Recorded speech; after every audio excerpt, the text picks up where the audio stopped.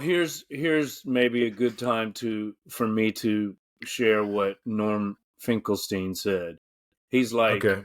his his final statement on this, at least at the time of that interview, was, I neither condone nor condemn what was done. Okay? I can't. I'm not in a position to do that because I don't know what I would do under those same conditions. Let's say I was a 20-year-old kid who grew up, who was born into uh, an open air prison or concentration camp or whatever you want to call it. I've never had a job.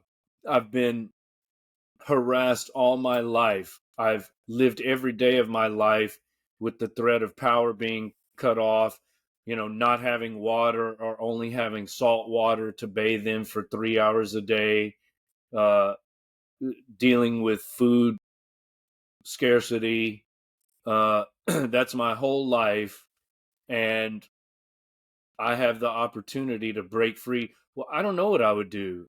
Maybe I would uh, succumb to those baser instincts. So I cannot, even though I'm revolted and appalled and disgusted, he always takes it back to his parents, who were concentration camp survivors.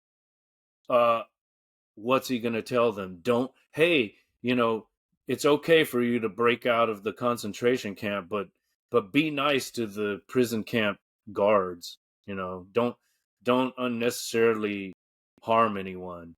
Of course, you can't say that, right? Like, they're fighting for their lives. They're going to kill anyone and everyone to escape. Now, if there was a fucking rave going on next to Auschwitz, and the concentration camp inmates who escaped in this hypothetical situation went in there and lit up party goers or whatever, maybe that's a different thing. But his point is, they're resisting occupation, which they're legally entitled to do.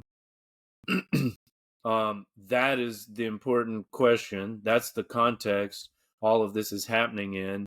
And so it's not his position to judge them, just like he wouldn't have judged his parents, who were concentration camp survivors, if they had killed some people that they considered their oppressors or complicit with their oppressors, um, in order to obtain their freedom. What can he say? Like, you're going to say, oh, you shouldn't have done that. You should have just accepted your condition, or tried to I think be that's a really good point. nicer. I think that's a really good point. So I what think can that we say? I mean, at the same time, maybe we can't condemn